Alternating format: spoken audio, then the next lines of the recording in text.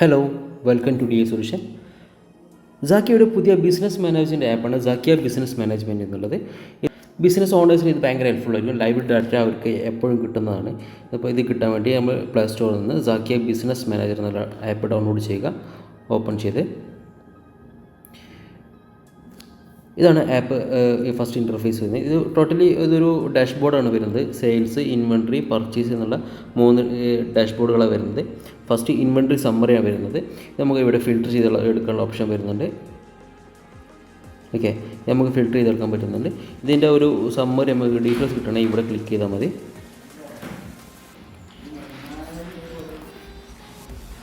അടുത്ത ഓർഡർ സമ്മറിയാണ് വരുന്നത്.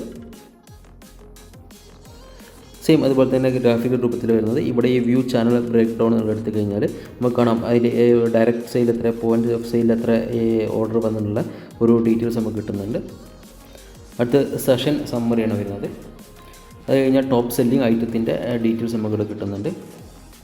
ഓരോരോ ഐറ്റത്തിൻ്റെ സെല്ലിംഗ് ക്വാണ്ടിറ്റി എത്രയാണോ അതിൻ്റെ ഡീറ്റെയിൽസ് നമുക്കിവിടെ കിട്ടുന്നുണ്ട്. അടുത്ത സെയിൽസ് ആക്ടിവിറ്റീസ് വരുന്നത്. സെയിം അതുപോലെ തന്നെ വരുന്നത്. ഔട്ട്സ്റ്റാൻഡിങ് റിസീവബിളിൻ്റെ ഓഡിയോ എത്രയാണ്, ഡ്യൂ എത്രയുള്ള ഡീറ്റെയിൽസ് കിട്ടുന്നുണ്ട്.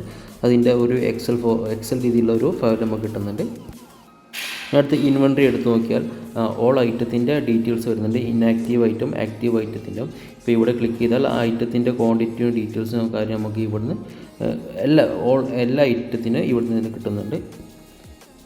അടുത്ത low stock items, out of stock items, batch expiry, ഇത്രയും ഡീറ്റെയിൽസ് ഉണ്ട്. അടുത്ത ഏജിങ് സമ്മറിയാണ് വരുന്നത്. ഇപ്പോൾ ഒരു 5 ഡേയ്സിൻ്റെ കൊടുത്ത് ഏജിങ് സമ്മറി റിപ്പോർട്ട്സ് നമുക്ക് ഇവിടെ കിട്ടുന്നുണ്ട്. അടുത്ത പർച്ചേസ് എടുത്ത് നോക്കിയാൽ ഓർഡർ സമ്മറിയാണ് ഫസ്റ്റ് വരുന്നത്. അത് കഴിഞ്ഞാൽ ഔട്ട്സ്റ്റാൻഡിങ് പേബിൾസ് അതിൻ്റെ ഡീറ്റെയിൽസ് വരുന്നുണ്ട്.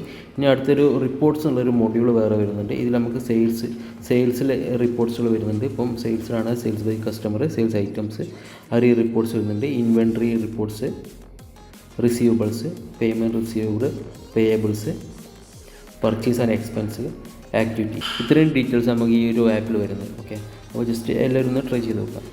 Thank you.